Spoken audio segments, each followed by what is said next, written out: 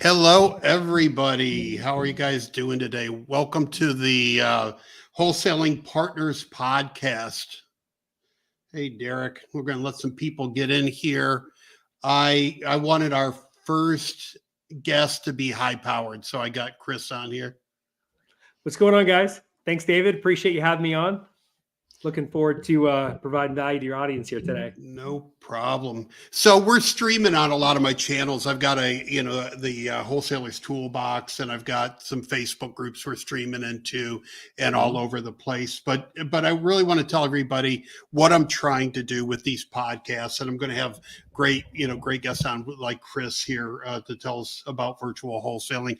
But I'm going to schedule guests from different niches of the industry on, and we're also doing a lot of partner interviews. So if you're in the wholesaling partners community and want to do an interview, so people in the community learn about you and want to team up with you and all that, we can do a quick interview with anybody in wholesaling partners and just talk about your background, what you've done in wholesaling or real estate, and the kind of partners you're looking to team up with. So that's what this wholesaling partners thing is all about. So let's give it just another minute or two, Chris, and get some people in here, and then we'll get going.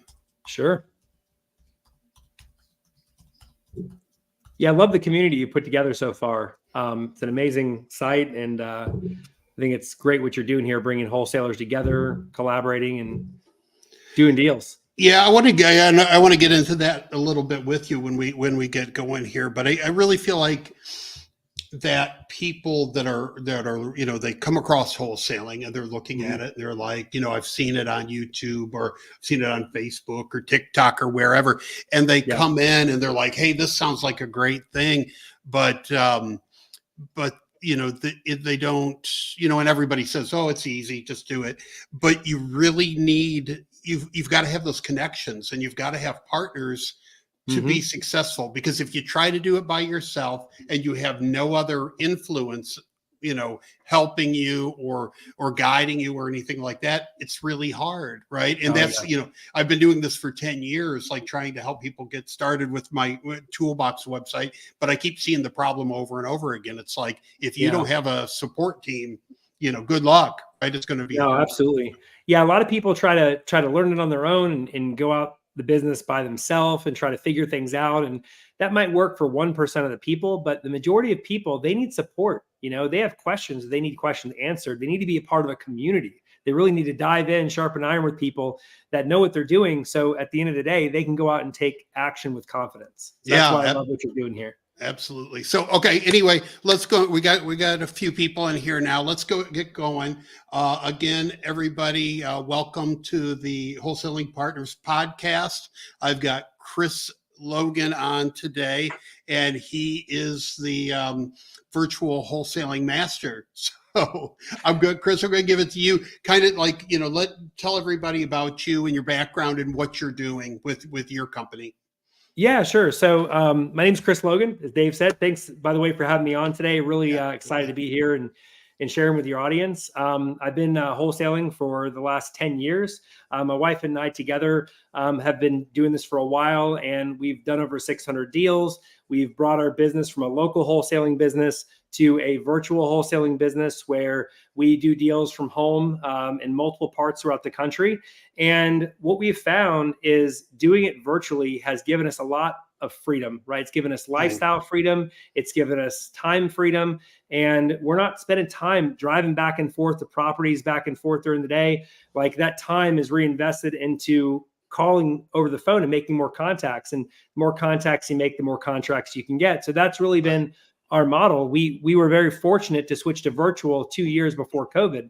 So where there was a lot of people that were struggling and scrambling, trying to figure out how they were going to make it, we were set to thrive, and we had one of our best years we've ever had during that time. So virtual has been key for us to being able to do more deals. And that's really where we found we were able to grow, and we grew our business past 7 figures. Did you have some insight that COVID was coming? Because it seems kind of odd that you knew to prepare for that and go into that, right? Okay. Go ahead. Oh, I was going to say back years ago when we were, I'm in Florida now, we were in Michigan, and, we were talking about coming back to Florida or maybe looking at going to Tennessee or somewhere. And I started to do more online stuff. I started to do some virtual deals and what was attractive to me about it is if we said, okay, we're leaving Detroit, we're going to go back to Florida, or we're going to go to Yeah. Tennessee, I didn't have to start over again. Right. Yeah. I didn't have to go to a new place, learn new people, learn the market and all that. If I was already doing it virtually, doing virtual business, then I could just go anywhere and keep on rolling. Right. Yeah.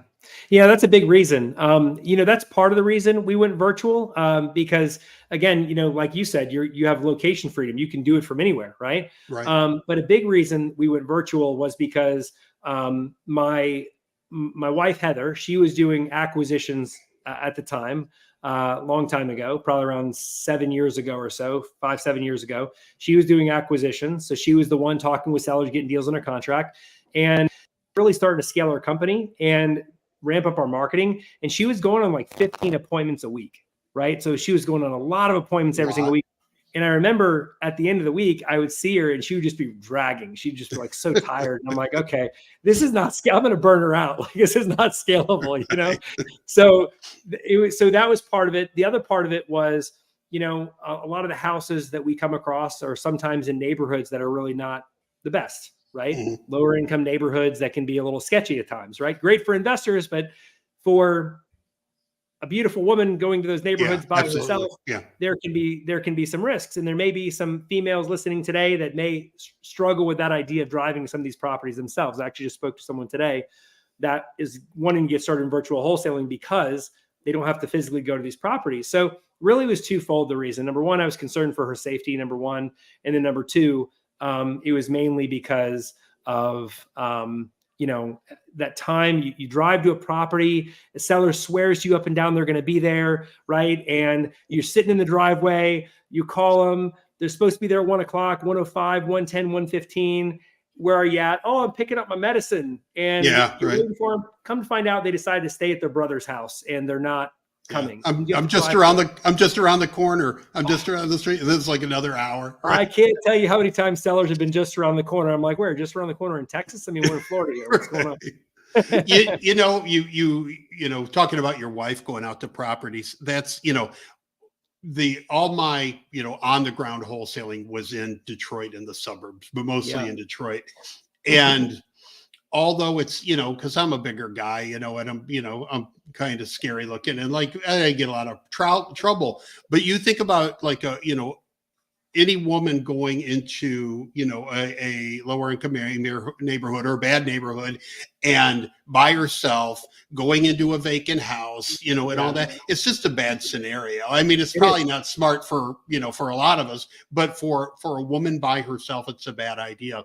The other thing, the other people I see getting into virtual wholesaling is people that just, they don't, they don't have a way to get out and drive for dollars or do those things, right? Maybe because of their, their health or their kids or whatever. So I think virtual wholesaling is great for a lot of people that just have that situation in life where they can't get out and go visit properties and do all the local things that need to do. So virtual is a great way to, for them to go, right? You hit the nail right on the head. I mean, there's a lot of people also who work full-time jobs. And let's give you an example. They don't get home till 6 o'clock at night, right? So not exactly ideal to get home at 6 o'clock at night and then try and meet a seller at 7 o'clock, 7:30. It's going to be dark by the time you get there, And so virtual just opens up a lot of opportunity because, like, let's say you get home, well, you're not wasting time driving anywhere, right? You're just picking up the phone and calling that seller, which you can do at any time of the day, right? Even on a lunch break from work, you could call a seller and lock up a deal, right? And so virtual, it just gives you so many more options. And I believe it's the future of real estate. And that's the reason why a lot of these big companies, like you see, like the Open Doors, the Zillow Home Offers, before those guys came into play, it took a bit of convincing to get a seller to sell their house over the phone, right? Mm-hmm. But after those two guys came out and the bigger companies, OfferPad, all those, sellers are getting used to it. They're understanding it's the norm. People are getting to a point where they're okay not meeting off the bat, and they'd actually prefer it. They don't have time, right? So it saves time all around. And on top of that, if you have like bad allergies like I do, like going into some of these houses with mold, it destroys me. And so that's that was another thing. That the whole world, the world evolves, and yesterday was my birthday. I just turned 56 years old, right? And there's things that happen now in with business and stuff. And I think I'm old school. I don't want to do that, right? But so much stuff is happening online today. I mean, you can buy a phone on an app, right? Yep. And in my head, I think I would never do that, right? I want to kick the tires and I want to open the hood and all. But people now, they get conditioned to it, right? It's the norm.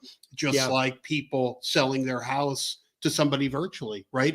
You can have a meeting online like this, right? If you want to talk to them and do all this. So it's the new, it's a new wave of the way to do business, people working from home and just doing this thing. So 100%, and it's more of a mindset than anything. And I feel like as real estate investors, especially new wholesalers, so if there's new wholesalers listening to this, I will tell you that virtual wholesaling, real estate in general, is, I would say, 90% mindset and 10% instruction and education.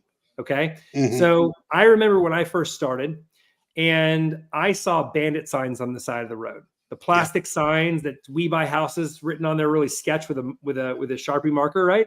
I was like, who's ever going to call those and sell the most valuable thing that they're ever going to have in their life to one of those signs? Like whoever, right. But I kept seeing those signs and I kept saying that was a limiting belief that I had, right? And so eventually I was like, you know what? I'm going to try this out. I'm going to see if this works, right? So we put out 100 of them and we got a ton of sellers calling and all of them were 100% open and ready to sell their house.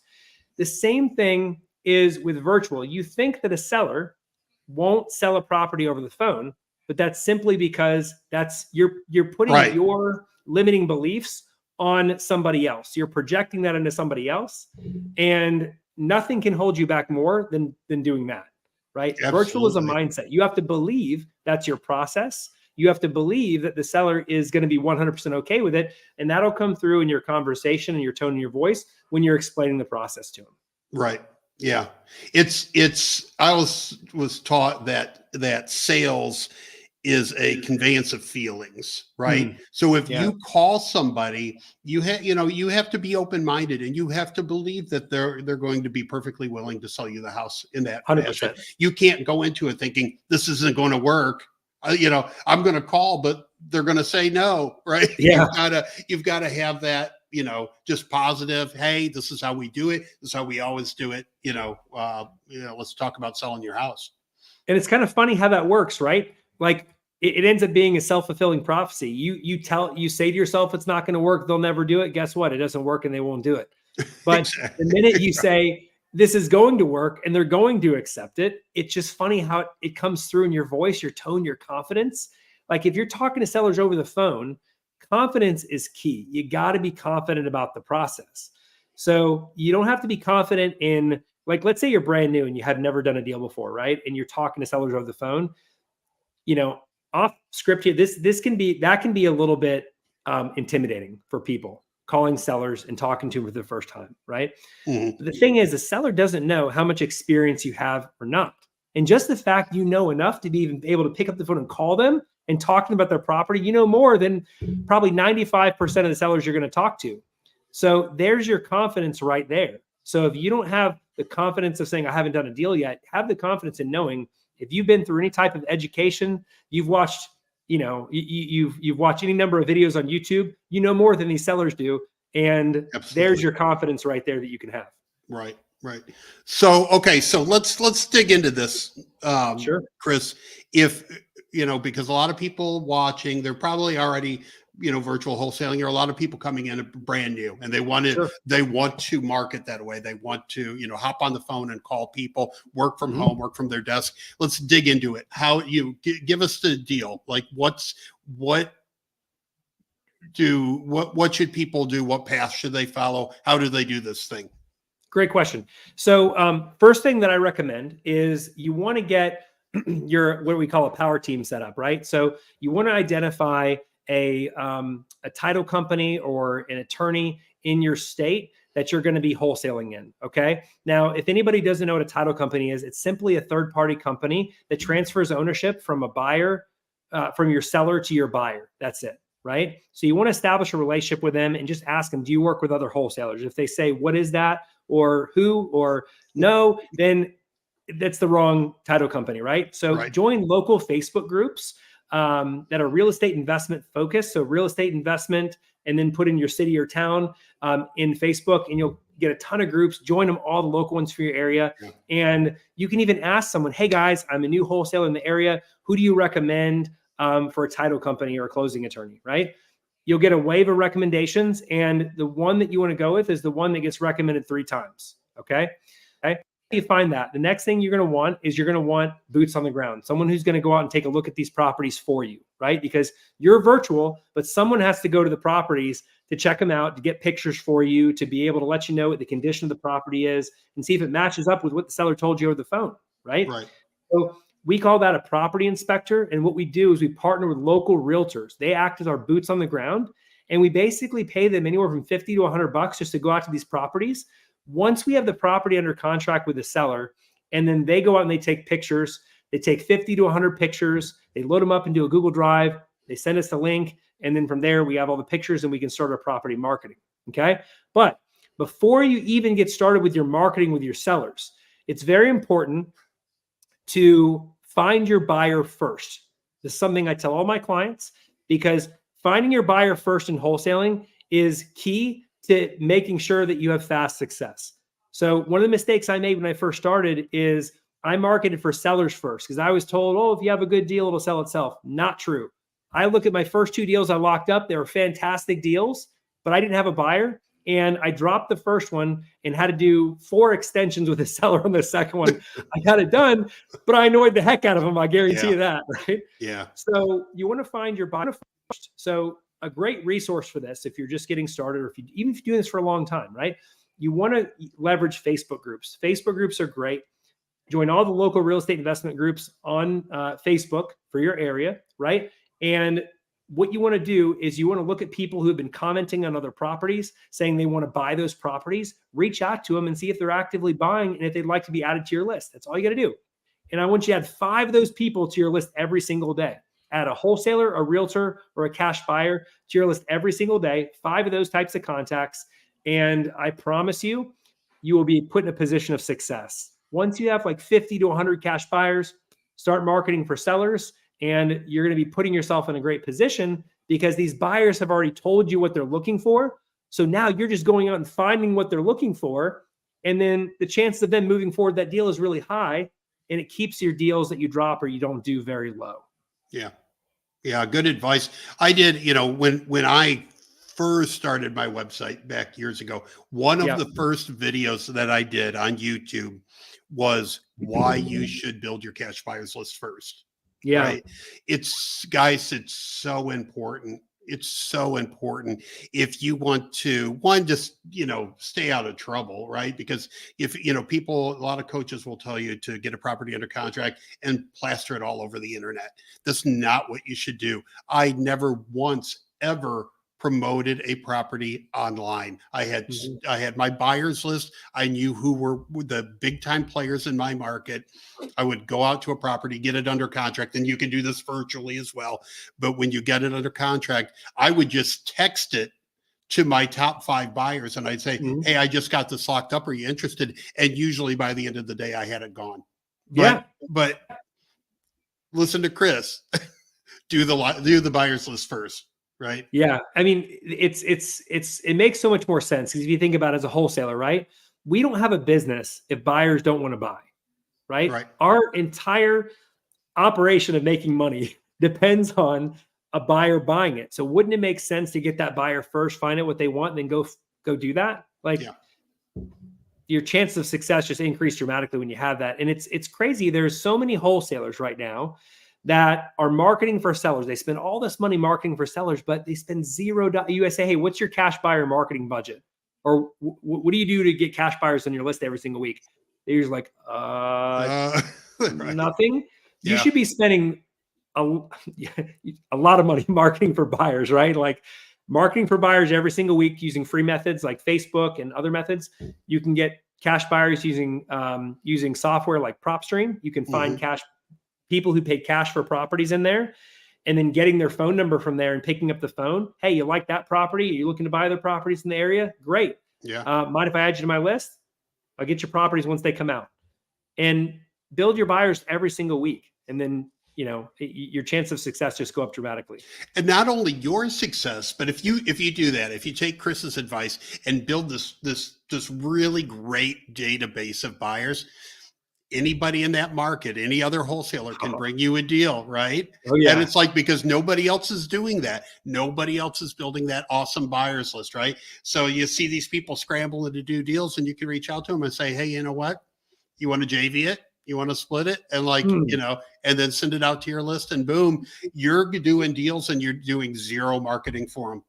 Right. I love that you mentioned that. I love that you mentioned that, because there have been years where we've brought in somewhere around 300,000 just from that alone. People coming to us and saying, hey, Chris, I know that you guys move a lot of deals in the area. I'd love to JV on this one. Would you be open to it?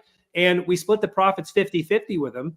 And we sell their deal for a premium. They make a lot of money, and then we do well also. So a buyer's list can be a big valuable thing to have for you, because you can get deals for free. You're paying for marketing, sure, but you're going to have wholesalers that see the volume you do. They see that you're moving a lot of properties, and they're going to want to give you free deals so you can make money with those too, just because you put in the work to build the buyer's list. Yeah, just like in internet marketing, they always say the money's in the list, right? Same with wholesaling. If you've got a strong buyer's list, you got all the money you need, right? Because you can just do that all day long, right? So, 100%. all right, I just want to touch on that. Yeah, there are, because there's so many new people coming in the market that don't understand that, right? Yeah. And they come in and they get some deals under contract or whatever, but they don't know how to effectively market them. And a lot of those people aren't in the game a long time because of that. So if you're there, right, you're in all your local groups, right? You're present in there, you're commenting on posts. Everybody knows you as a local wholesaling expert. People are going to come to you, and people are going to say, hey, can help me move this deal? 100%. And you just sit back and take the money. Yep. Right. All right. So you build your team. So you build your cash buyers, your title company, you know, all that stuff. Then where do you go?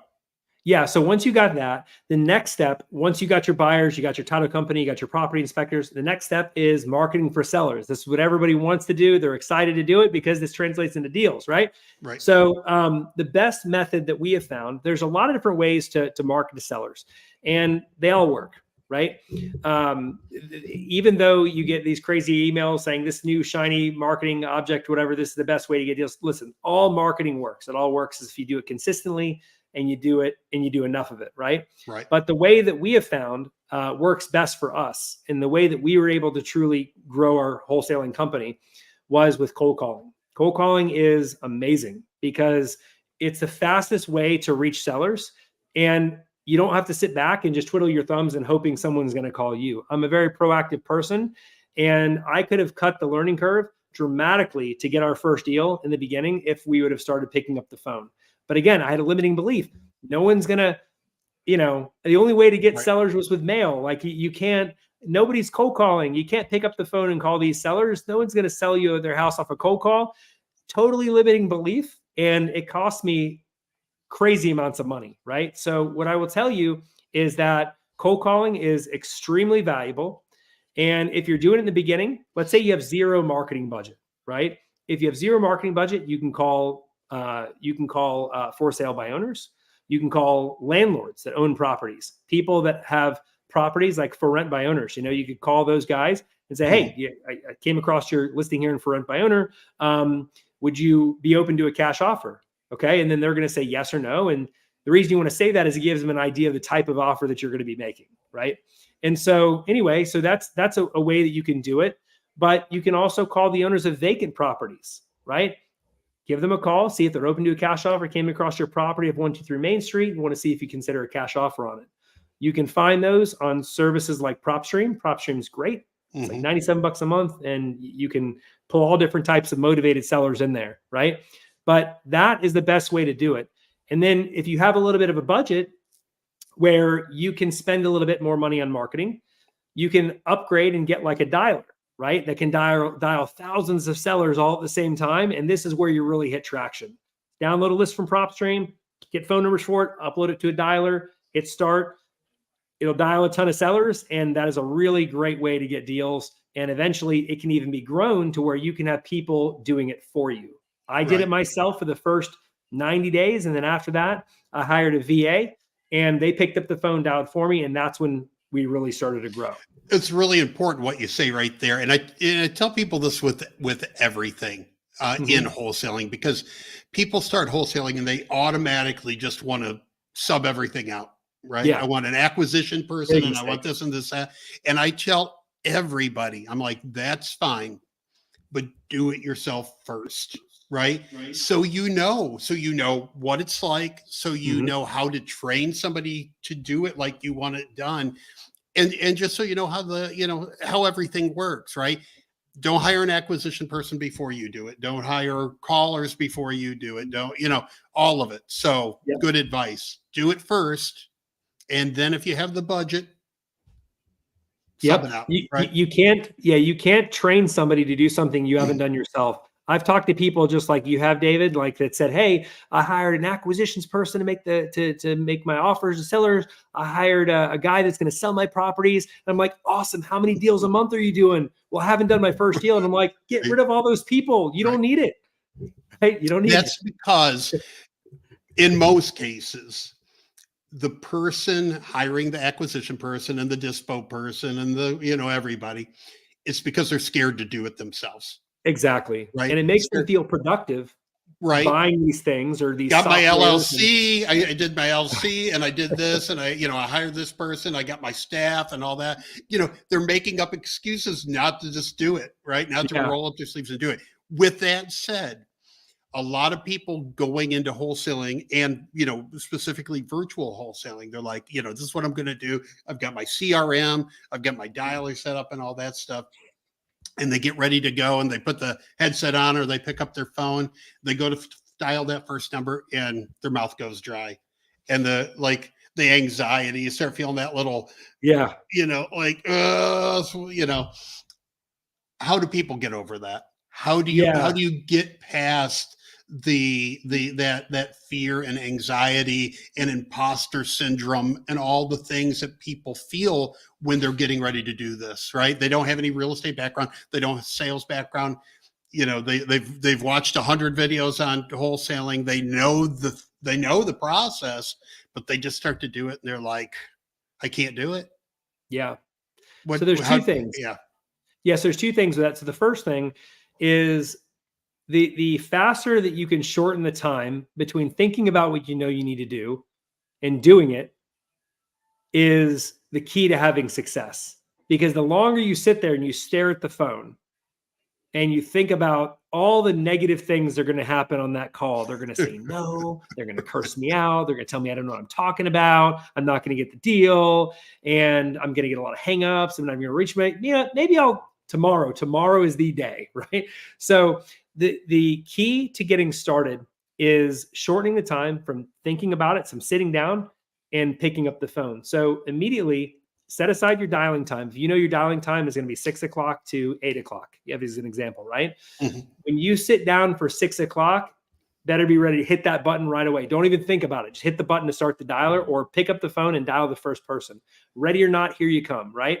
Because if you can do that, that'll help you get over that fear to start, because you're throwing yourself into it. You have no choice. You're not thinking about it, you're sitting down and doing it, right? The second thing that I want you to keep in mind is that sellers never know. Like a lot of times wholesalers give sellers too much credit, right? They think that they know their scripts. They think that they know every little thing about their process and that they're going to know when you mess up. Guess what? Sellers have no idea that you've messed up, right? So if you quote unquote mess up, you say the wrong thing or whatever, right? Rebound from it the best you can and keep going. Worst case, if you can't rebound from it, you can just hang up and move on to the next person, because you're never going to meet these people at the grocery store. Right. You know, you're never going to be sitting there at Walmart shopping and be like, oh, hey, seller, you're the one who hung Wait up a on me. minute. You're the guy that called me yesterday, right? It's never going to happen, right? And so if you're never going to see these people ever again, who cares if you mess up? Right. It doesn't matter. We build up these tiny little molehills in our minds to be these huge mountains that we're like, oh my God, it's going to be embarrassing. It's not embarrassing. Who cares? You're not going to talk to these people ever again. All right. So I want to get your take on this, because this is the advice that I've given people for years. Yeah. And because I worked for, now I think they're Rocket Mortgage, but I worked for a company that was part of Quicken Loans years ago. Yeah. When I was in the mortgage business, right? They trained us for 5 weeks on their script and on the process before they would even let us touch the phone, right? Yeah. Because they didn't want us burning through leads, whatever. But it was all about practice, right? Learning what you were going to say, and practice. So in wholesaling, when people say they want a virtual wholesaler, they want to get practice calling sellers, I say, go on Craigslist in a different city and just start calling people, you know, replying to ads and say, hey, I'm interested in your house. Can I call you? Right. And just practice asking them about the house, right? Mm-hmm. Tell me about the house.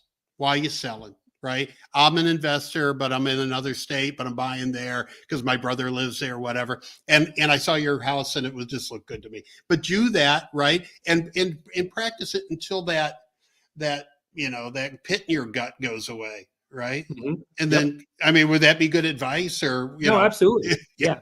It's taking action. So here's the thing. There are going to be people, even though that, you know, we say it doesn't matter, people are never going to see, you can pick up the phone and make calls and you don't have to worry about it. There's still going to be people be like, yeah, well, what if, right? So if you're in that situation, do exactly what David said, pick a different city. If it makes you feel comfortable, make the calls, and you're going to see that in the end, after you do the work, it's not as big of a deal as it is. Yeah. And so if you have any concerns in your mind about, shoot, what if, and you have all these things, the best way to overcome those is massive, imperfect, immediate action. Yes. I promise you, once you take the action, you start feeling more comfortable, and those fears just start to shrink and shrink and shrink, because you realize it's never as bad as you think it is.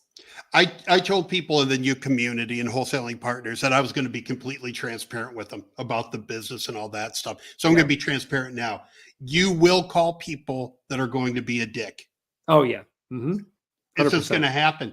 It's, you know what? After you get used to it, once you hang up the phone, you'll laugh about it. You'll laugh at how they acted, right? Yeah. And you'll move on. It's scary when the first time they do it to you, but it's going to happen. So just, you know, it is what it is, right? Yep. And the thing with that is remembering this, okay? When people treat you like that, this is going to really help with overcoming the fear of this happening, okay? When people treat you like that, it's never about you, ever. Okay. It's about something they have going on in their life. Maybe they're going through a divorce. Maybe they're, about to get foreclosed on. Maybe their brother just passed away. Right. Maybe, they just got fired from their job or threatened to get fired from their job. Maybe they got a speeding ticket on the way home. Maybe they had all these life situations, right? So you just happen to be in the line of fire when you make that call and he picks up the phone or she picks up the phone. Right. So just know that. And if you can understand that it's nothing personal, it's not you. They're not driving to your house. They're not going to find you or anything like that, right? Like they're just mad at life and it's coming out on you and you were just the person that took it out on them, right? Yeah. It helps you keep calm on the phone. And remember that as long as you're respectful, things will always go a good way, okay? Yeah. Now, is he going to sell you his house? Possibly not, right? But the thing is you're not going to have to worry about like anything that some people worry about calling sellers, like, oh, he's going to report me. Did you not call us? Whatever, all that stuff, right? Like you don't have to worry about that stuff because you just say, hey, obviously I catch you at a bad time. I was calling you about your property. Obviously catch you at a bad time. If this isn't a good time, then I can call you back another time or not at all. You pick. Yeah. And everybody, you'll be surprised because if you're like that and you're respectful and you're Mhm. just trying to help people, right? And you do it the right way, you will eventually get people that treated you like that to come back to you and say, you know what? One, I'm Yep. sorry. Two, I do want to sell my house. Yeah, they Right? come back around and they'll say, "Hey, I'm sorry. I'm just having a bad day. I lost my job today. It's been a really tough time. I'm actually glad I'm talking to you," right? So smile and dial, keep a smile, put a mirror in front of you because people can hear a smile through the phone, and nothing turns people around more than you're being nice when they're just being nasty, rude to you. Right. And like David said, they do come back around, and it's amazing what can happen when you're Yeah, that, it's right? important. People don't realize that on the phone, but even Yeah. an insincere smile is better than a sincere frown, right? Just Yeah. fake it, I love right? that. Yeah. Just be happy, right? 100%. All right. It comes through over the phone, and Yeah. if you do, and the thing is too, like if you match their intensity and you get upset, well, you're not going to talk to me like that. Who are you? Blah, blah. Like, dude, you cold called this guy. You know what I mean? Right. Like if you do that, it's going to make it to where it's going to be negative. You're going to hang up. And you're like, oh, I can't believe that guy. And you're going to call the next person. And And you're guess going to what? have You're that gonna be attitude, right? yeah, because you're going to have that attitude. You're going to project that Yeah. onto them. And so it's going to make your thing. So smile, dial, just be happy and just be like, he's obviously having a rough day. Have compassion for people because we're in the people business and just say, I'm going to move on to the next call. Absolutely. Absolutely. Great advice. All right. So you got your list, you load it up, you start making calls, all that stuff. Yep. Do you prefer a certain type of list that you're calling? Yeah. So here's the thing. If you are, if you're just getting started and you're like, what list should I call? A vacant list is very good. And the reason why I like vacant is because in this real estate market we're in right now, there's not a huge list of vacant properties because real estate's in huge demand right now, right? Mhm. So if a property is actually sitting there vacant, that owner is probably going to be motivated. So a great combo that you can call on are absentee owners that live in another state and their property is vacant. That is an amazing list to call on because if Joe lives in New York and his property's in Florida, and that property that he wanted to make him money is now costing him money because there's no one in there paying the rent, right? Yeah. And it's sitting there vacant.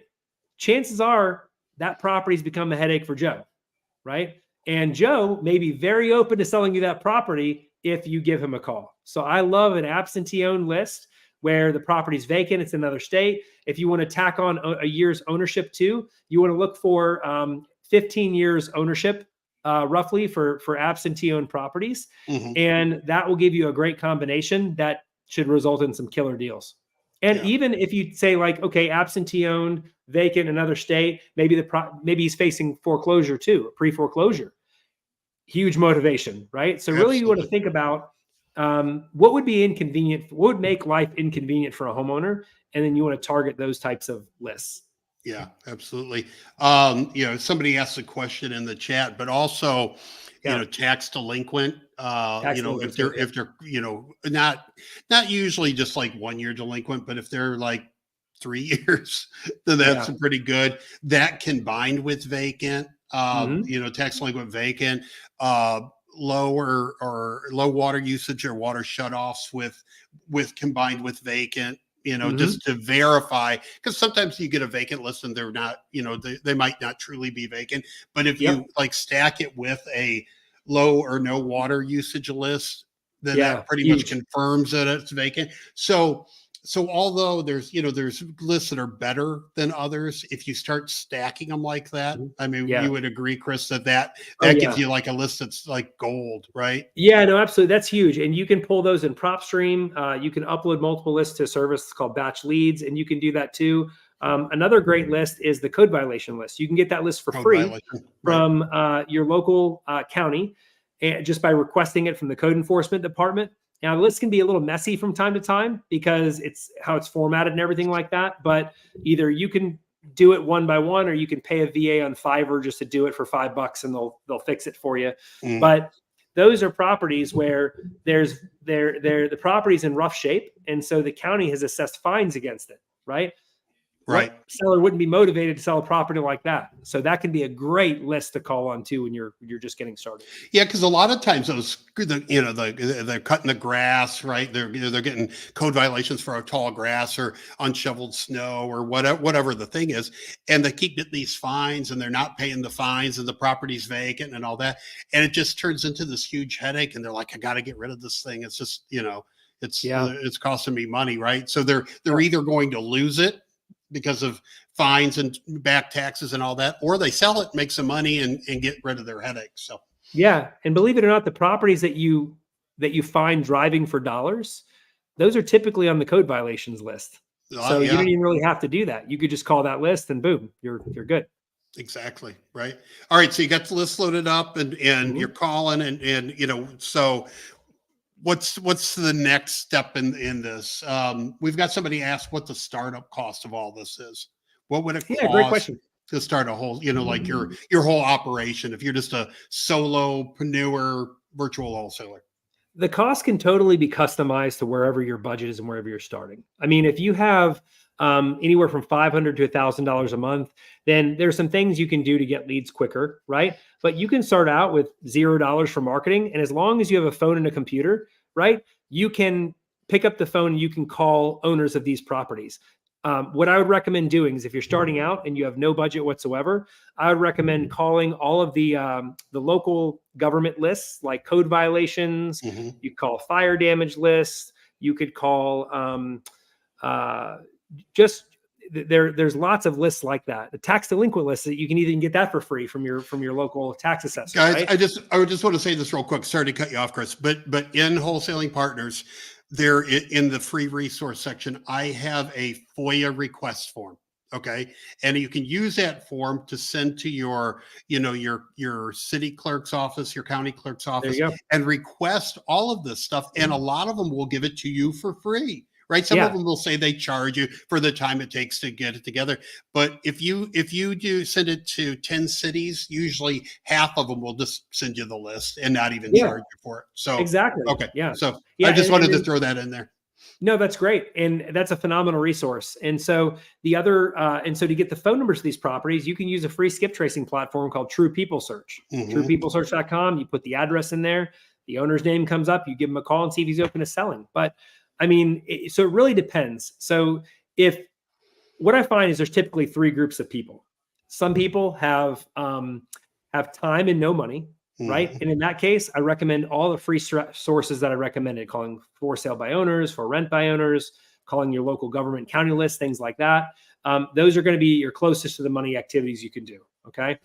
If you have money and no time, right, at that point, what you can do is you can start paying for some tools to speed up that process so you can get leads faster, possibly even for someone else to bring you leads. Okay. And if you have time and money, right? So if you're someone that's time and money, well, your options are pretty open there and you can really do whatever you like. But the key is having the right coach, the right mentor, the person who can guide you and how to spend that money. So it doesn't feel like a trip to Vegas, and you can know that every dollar you spend is going to bring back $2 or $3 more. That's really, if you have the money, and if you want to hire a coach to do that, it's really so important. Because I'll tell you, when I started wholesaling, I was doing driving for dollars, and I went out and I did it hard. I crushed it, man. And I got 5 deals in my first 30 days under contract. Woo! Right. I was just like, as many houses I could put notes on the door and all this stuff. So then I had some closings and I had some cash, and I thought, everybody talking about this absentee list, I'm going to send out mail. Forget all this driving for dollars, right? I'm going to send out mail. And I took several $1,000s, got mail through a mail service, right? Had them pull the list for me. You know how many deals I got off of that? Zero. Because nobody told me what to do. I was just guessing at what I should do. Right. It's, I heard a vacant list and I'm like, done. Right. Yeah. And then I send out the mail, and then I'm like, okay, it's going to hit in like 3 or 4 days. And I'm waiting. I've got my phone, and I'm like, they're going to start calling. And I think I got like a couple calls that said, take me off your mail list. Well, it's like Darn some people think, no, yeah, some people think, coaching and investing in education is expensive, but check the price tag of not doing that, Yeah. right? There's deals that I look back when I first started and I had the right guidance on it. I probably could have made my first deal. Literally, I could have probably made 6 figures on it. My very first deal, because it was just one of those, the stars aligned, right opportunity, right time, but it was too advanced of a deal for me at the time. I didn't know how to handle it. And so we had to drop it. Right. Yeah. And so that's why I fully believe people should have guidance in this, and they should have a coach or a mentor that can guide them on the path of knowing what to do, because, the money you try to save learning it on your own, it costs you big time in the long run. Will you have some wins? Well, Can you have some wins? Sure. it But costs you. It certainly costs you, but also if you've got the money to do it, and I'm not, Mhm. and everybody on here, I'm not telling you not to start this if you can't afford coaching, yeah, right? for sure. Because you should. Yeah. But even if you start without coaching, like when I closed those first deals, honestly, I should have gone and got some coaching, Mhm. right? Because it would have advanced what I was doing. It would have fast tracked me instead of just guessing along, for years, right? Yeah. It would have helped me. I have a buddy in Kentucky, and last year he'd been struggling for years, right? Hadn't done a wholesale deal, doing all this stuff, and he's like, think about this coaching and all that. And I knew the coach he was talking about, and I'm like, if you can do it, afford it, do it. It was very high ticket. It was like 10 grand, right? And I wouldn't Yeah. say, I mean, like, know the person if you're going to give them 10 grand, like, do your research, right? Mhm. But he paid it. I think he actually, with a partner, split it, but they both did it. Yep. And since then, I think he's like on his third or fourth fix and flip, and he's making bank, right? That's So great. that 10 grand that he spent on that, Mhm. I mean, he's gotten back tenfold, Oh yeah. right? So if you can, when you get to the point in your wholesaling journey that you can afford to do it, isolate somebody that everybody talks good about and have them teach you stuff, right? Yep. Because you're going to get the Absolutely. money back. It's not like you're spending, 2 grand or 5 grand or whatever, and you're never going to see it back. You are going to get it back. Yeah, for sure. And you want to make sure that person has a track record. They've been doing this for a long time. They're still doing it, and they can, guide you on the path to help you get where you want to go. Yeah, absolutely. I'm looking at a couple other questions here. Do you feel like the saturation of virtual wholesalers makes D&D obsolete? I don't think either of them are obsolete. I mean, like, both of them are great. You guys, you see so many people in wholesaling, right? But the truth is, like, if you're in a whole, Facebook group or whatever, you see so many people, but the truth is only a small percent of them actually are doing it, right? Oh, absolutely. They talk in groups a lot. Mhm. They, they'll go out and find a random property and put it online that's not a wholesale deal, right? They, it might have been somebody else's deal that they're just posting online and trying to daisy chain it or whatever. If you're good at what you do, right? If you're a good virtual wholesaler, or you're a good, driving for dollars, boots on the ground wholesaler or whatever, you don't have competition, right? Like I said earlier, you're going to get people coming to you saying, hey, I've got this deal, I don't know what to do with it. Love that. Right? Yep. This person wants to sell. Can you help me negotiate it? This person, I've got this under contract. Can you help me to sell it? So don't worry about competition. Competition, it's like, just think there is none, right? Yep. I'm going to learn this better than anybody else, and I'm going to crush my market, and don't even worry about competition, is my opinion. No, I love that you said that, because it's so funny. I had people in the beginning when I was first building my buyers list, and I did a decent sized buyers list. I'd have wholesalers come to me and say, hey, can you help me with this deal? And I'm like, no, you're a wholesaler, I'm a wholesaler, we do the same thing, so there's no opportunity there. Right. I act like I knew what I was talking about, and he was like, oh, I see what you're saying 100%, right? Like, I must have known something, right? But in his mind, he's like, no, you got buyers, right? You could help me. And I'm like, no, we do the same thing, right? So that, what David said, is so on the money, because there is no such thing as competition in wholesaling. We're all doing the same thing. We're all on the path of doing the same thing. And there's very few, like David said, good wholesalers. Okay. So most people think wholesaling is saturated, virtual wholesaling is saturated. It's not saturated at all because there's very few good wholesalers, much less wholesalers that know that you can work with other wholesalers and you can do good things. Right. Yeah. So the other thing I always think when people say it is it's oversaturated. How many freaking realtors are there in the world? yeah, no, true. You want to talk And about there's a statistic. There's a statistic there. It says something like 95% of realtors make less than $10,000 a year. Something crazy like that. It's a staggering statistic. Dude, you're here in Florida, right? Yeah. So, but when I was in the mortgage business, we got a report every month. I think it was called the Kinsley report or something. Yeah. But it was all the activity from all the Tampa Bay realtors, right? How many listings they had, how many closings they had, like how much the broker's office was doing and all that. And what you said is dead on. 90, 95, 90, probably 90% of realtors don't make enough money to live on every year. Right. Yep. They're just not doing it. Right. You've got a top 10% that's crushing it. And you've got 90% that some of them didn't, 50% didn't have one sale. Right. Yep. Then you've got, 20% that had like 2 or 3 and it goes up. But guys, same in wholesaling. There's a lot of people out there that call themselves wholesalers, right? A lot of people that want to be wholesalers, but only a select amount of people that actually get on the phone and make the calls and crush it, 100%. right? So, yeah. So the same thing goes with like cold calling. Some wholesalers are like, oh, there's so many people there's nobody cold calling. Nobody likes to do it. Right. So if you can pick up the phone, you can call, you can have an edge over the people that are waiting for sellers to call them with mail. Yeah, absolutely. I was looking at some of the other questions. What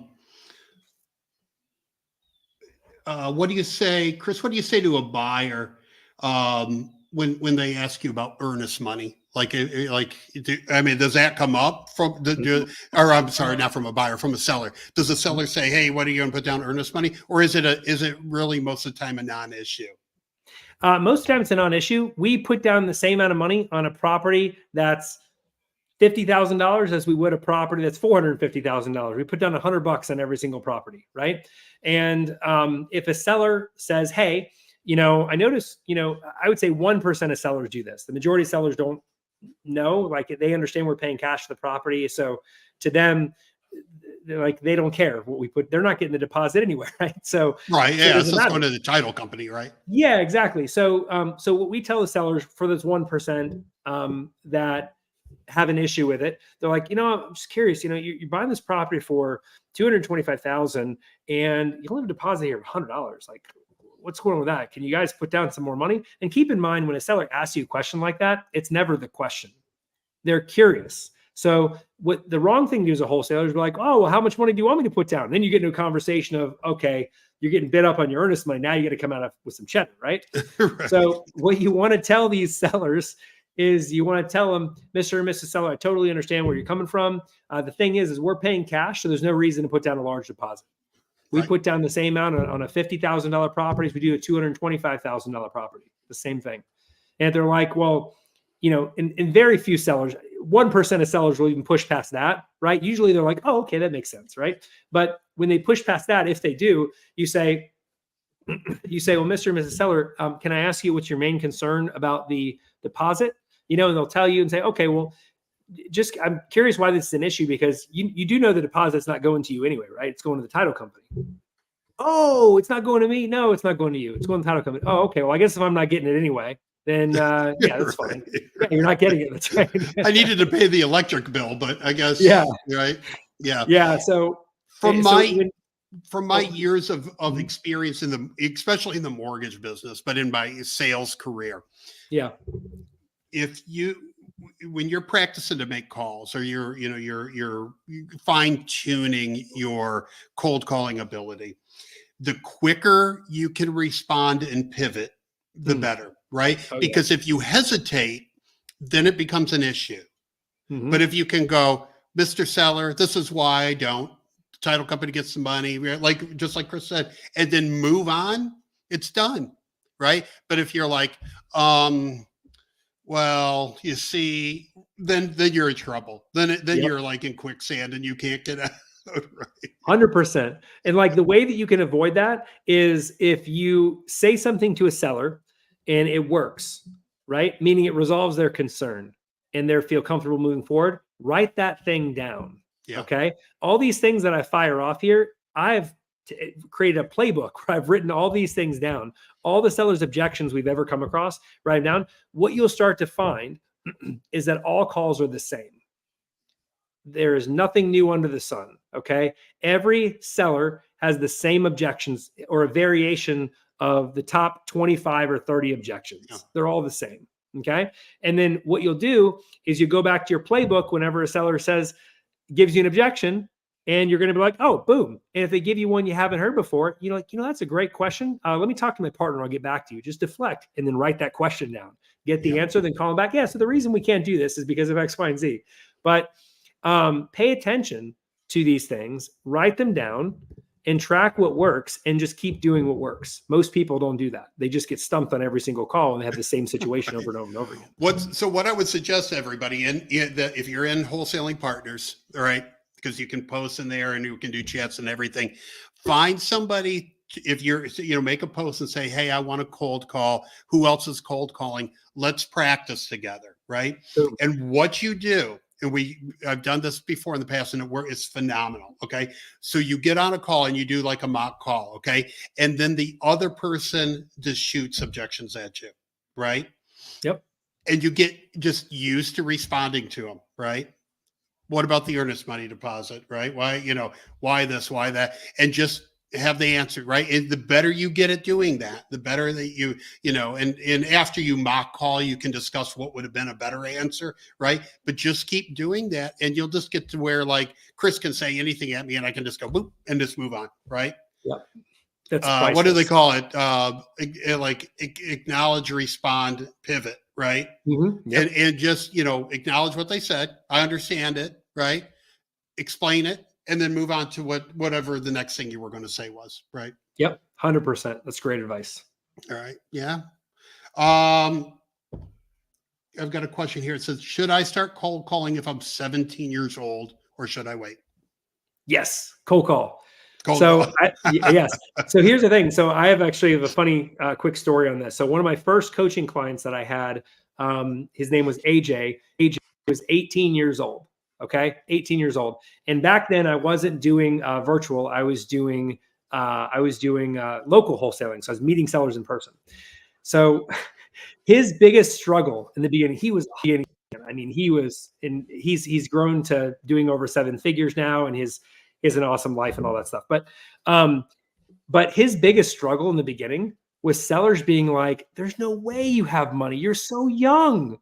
Dude, you don't even have facial hair. You're so young. They would say these things to him, right? Kind of rude stuff to say, but they would say these things when you meet him in person. Right. Here's the benefit of virtual. And what was his name? On here? Mason. So Mason, the benefit that you have of calling over the phone and going virtual is that nobody knows how old you are, right? So that's great. So that immediately takes that concern in your mind of being young. They're going to know I'm young. They don't. You think they do, they don't, right? And if someone says something, just let it roll off your back. Oh, I hear that all the time. You sound so young. Oh, I hear that all the time. Anyway, so about your house. Again, it goes back to having that confidence and knowing that you're there for one reason and one reason only, is to see if you can provide a solution to that seller's headache. That's it. I got into sales so young. I was in like my early 20s, right? I wanted to be in sales so bad, and I got into it. And everybody listening, if I said I sucked, it was an understatement. I was so bad. I was so scared. I was so nervous, right? And but I worked through it because I wanted it badly. Yeah. You've got to do the same thing. If you want this badly, you want to change your life, you want to do this, just do it. No matter how scared you are, no matter how sucky you are, just do it. And I'll also say that I see some of these young kids now that are used to technology and doing stuff and being on TikTok or whatever they're doing. And some of them are so good and have so much skill at 17. It almost pisses me off a little bit. Right? Because I hate how good you are, because Yeah. it took me this long to get where I'm at. And like some of these kids are like already at my level, right? And they're, or past me, right? And they're 18, 20. Like, No, it's remember when funny. we used to have to pay our dues, right? And now you don't have to do that anymore. You just go hop on the internet and do it. Yeah, no, it's amazing. The amount of technology, the amount of education that we have available today is not there. And let me tell you something. If you get started in this business at 17, 18 years old, you are going to have a phenomenal future, because, You really man, are. I didn't get started into this business until I was, I want to say 30 or 30 or a little bit younger, right? Maybe 29. And man, if I could have started sooner than that, man, like it's amazing to think what we could have There's accomplished. so many avenues there. You know, Yeah. you get in, you start wholesaling. If you want to keep doing that, you keep doing that. If you want to build like your own wholesaling business and hire more people and all that, do that. You can, I've talked to people that like have come to my website, the Wholesaling's Toolbox, and got contracts years ago, and they'll reach out to me and say, "Hey, I started wholesaling because of your website, and now I'm doing like these multi-million-dollar commercial deals and all that stuff." Yeah. And it's like, you can go anywhere with this. You can be a landlord, you can be a developer, you can do, like, you can't even fathom where this Mhm. path will take you, Yeah. right? That's the best part about real estate is there are so many different ways you can create an income, but wholesaling in the very beginning is the absolute best to start with, because it's the way to get into real estate with the least amount of risk that has a high potential for reward, Yeah. right? And it teaches you invaluable skills that will translate into so many other avenues of real estate. But start out wholesale 18 months, and then from there, once you got it down, you can either continue doing it and grow it, or you can branch off to the strategy, maybe start buying some of the properties for yourself, whatever you want to do. But focus on one strategy. Don't start on like 5 at the same time. Just start with wholesaling, learn Yeah. it out, get it down, and grow from there. I made a Facebook post a few weeks ago, and it said, the first thing wholesalers learn is marketing, and some realtors never learn that, Yep. right? If you start with wholesaling, you learn marketing, you learn people skills, you learn negotiation, you learn so many things that there's landlords, there's investors, there's realtors, all of them that never learn these skills, right? A lot of investors, they just call up a realtor and they're like, "Hey, I want to buy a house. Can you sell me a house?" And they buy something and all that. But, investors should know how to negotiate. Investors should have those people skills, and, Yep. because they're working with contractors and all these things. So in my opinion, wholesaling, it's like, spring training. It's like where you It should is start no matter where you want to go, because you learn so many things here, 100%. I right? couldn't agree with you more. So, all right, man, let's wrap this up. Tell everybody, what are your final thoughts? What should where they can follow you at? Yeah, sure. If people haven't started wholesaling, what they should do next? Where to give them the spiel? Yeah, sure. So, what I recommend, the best way to get in touch with me is to follow me on Facebook. I'm also on Instagram. On Facebook, it's clogan777. Instagram, it's Chris Logan REI. I also have a free group you can join called Virtual Wholesaling Made Simple on Facebook. Check me out there. A lot of value that we have there. We give to our members every single week. But yeah, no, I appreciate you sharing. You having me speak to your audience here today, Dave. I've really enjoyed it. And my final thought is the best time to get started in wholesaling is yesterday. Right? Don't wait. If you're thinking about it, do it. Just get started. Understand that it's going to be hard in the beginning. It's not a push button, easy button, money fall from the sky thing. It's a real business that you can start that can bring you real life change. And I recommend that you get started right away. Awesome, man. Thanks for coming on. Yeah, no problem. Thanks for having me. Okay, everybody, thank you for being here, and we'll talk soon. Bye, guys. Later, guys.